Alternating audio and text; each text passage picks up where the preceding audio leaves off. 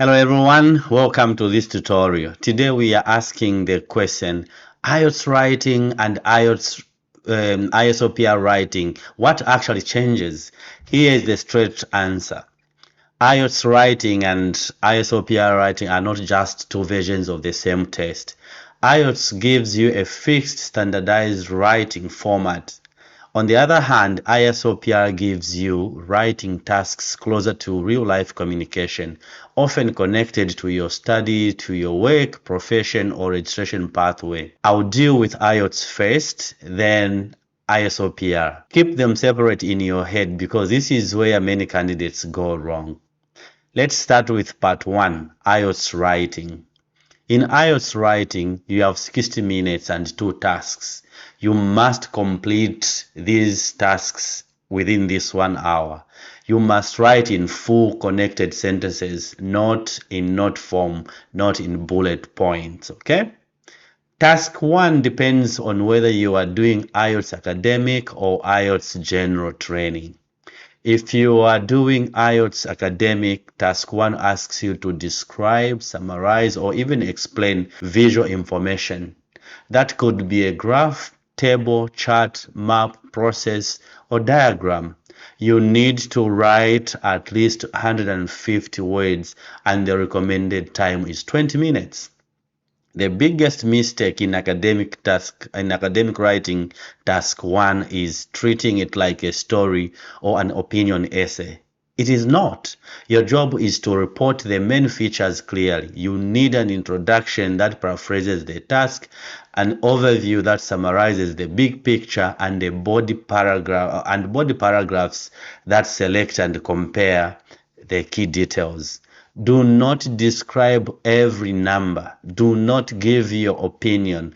Do not explain why the trend happened unless the diagram gives you that information. IELTS is testing whether you can read the visual information accurately and present it clearly. If you are doing IELTS general training, task 1 is different. You are given a situation and asked to write a letter.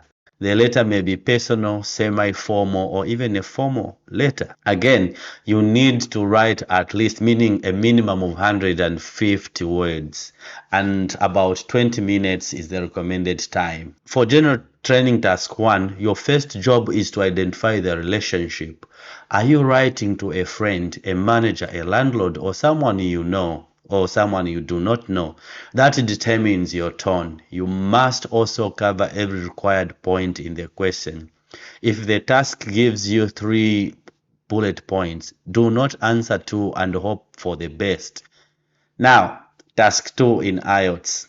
In IELTS academic and general training, task 2 asks you to write an essay responding to a point of view, argument, or even a problem. You need at least 250 words, and you should spend about 40 minutes on it. Task 2 carries more weight than task 1, so do not burn 30 minutes on task 1 and leave yourself scrambling.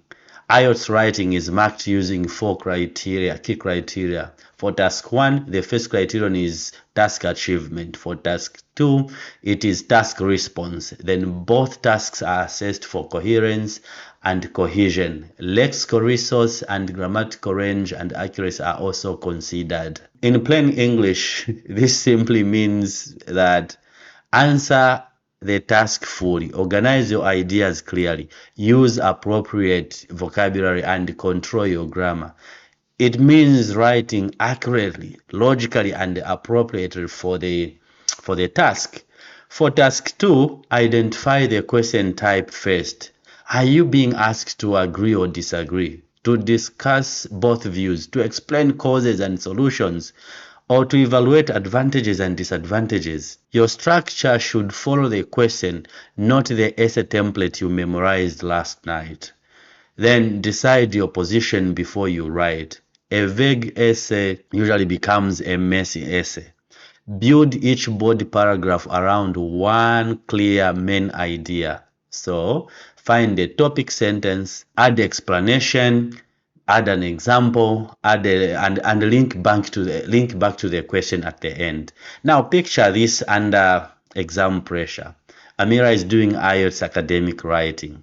She opens the paper and sees a line graph for task 1. Instead of panicking, she spends 2 minutes reading the axes, the time period, and the units. She notices the main trend. 2 categories rise, 1 falls, and 1 stays fairly stable. She then writes a short introduction, which is an overview, and then body paragraphs that group the data logically.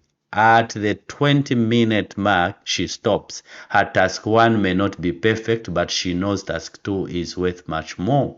So for task 2, she spends 5 minutes planning. The question asks whether government should spend more money on public transport than roads. She decides her position. Public transport should receive greater priority, but roads still need maintenance. She writes 4 paragraphs and checks that her article has got a subject, has got a verb, has got punctuation, has got no repeated words. That is good IELTS behavior. Calm down, structured, task focused. Now let's move on to ISLPR writing task. ISLPR is different because it is a personalized English language test. The context is connected to the candidate's background, the candidate's needs, or even area of study, profession, or real life language use. The writing task is individual and self-paced. Official guidance says that candidates usually complete 2 writing tasks in 60 minutes, and they write about 400 words altogether. In some cases, there may be 3 tasks, but the overall writing load remains about the same, which is 400 words. Dictionary use is not allowed. The key idea is this: ISLPR writing is not mainly about fitting into a fixed exam formula. It's about showing that you can use English or written English for practical purposes. If you are doing ISLPR for teacher registration, at least 1 writing task is going to be connected to your teaching practice. You may need to write to parents, to colleagues, to students, to school leaders, or education officers. If your background is business, health, or even engineering, or another field, the writing task may reflect that area. ISLPR tasks actually specify a context, purpose, audience, and the type of text. You may be asked to write an email, a letter, a note, a memo, a report, an article, a submission, an open letter, or another practical text. 1 task may ask you to express an opinion, but the opinion still needs to suit the purpose and audience. This is where many IELTS trained candidates get caught out. They walk into ISLPR trying to produce an IELTS style essay for everything. That can sound unnatural actually. If the task asks you for an email to a parent, write an email to a parent. If a task asks for a memo to staff, write a memo to staff.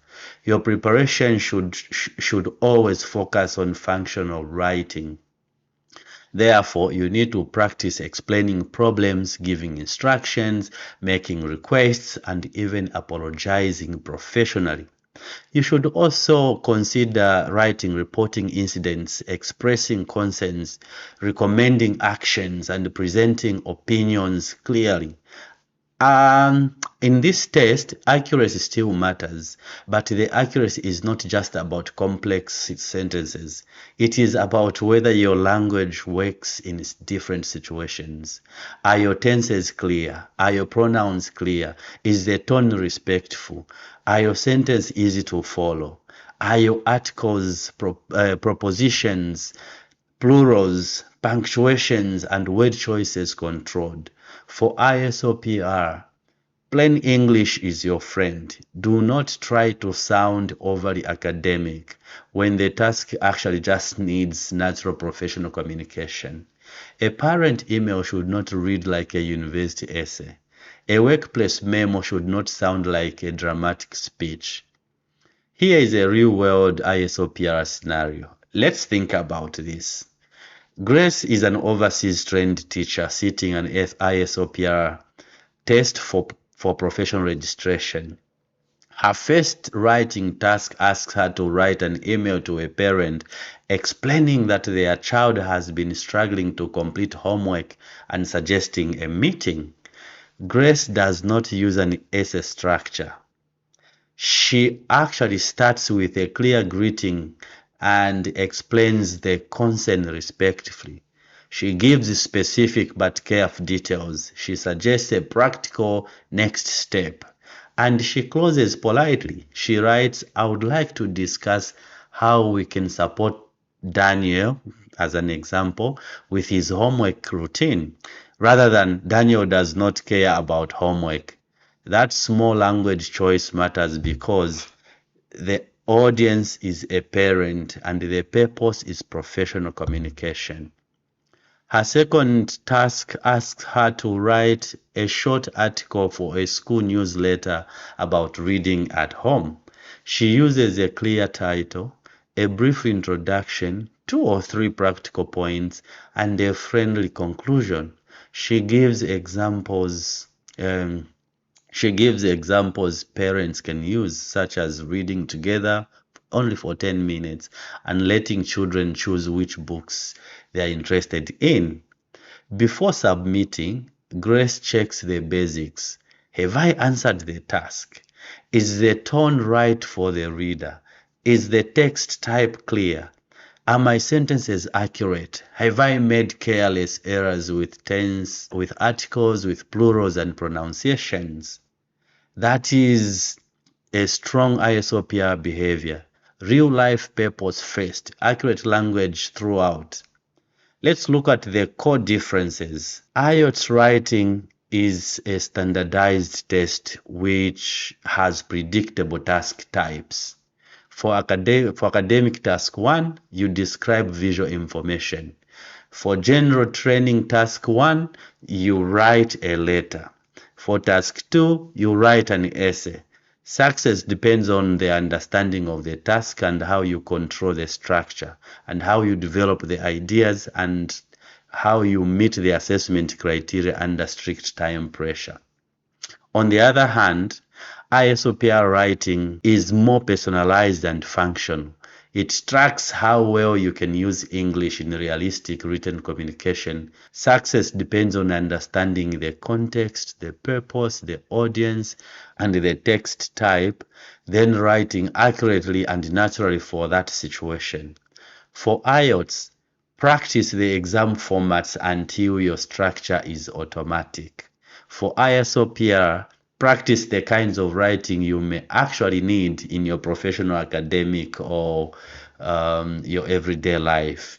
Both tests reward clear, accurate English, but IELTS rewards performance within a fixed exam framework. ISLPR, on the other hand, rewards practical language use that works for a real reader in a real situation. That is the difference. That is the difference candidates must understand before they choose or even prepare or sit for writing either of the test. Thank you so much for joining me in this video. If you haven't subscribed, this is your moment to subscribe to this channel. Thank you so much. I'll see you in the next one. Bye-bye.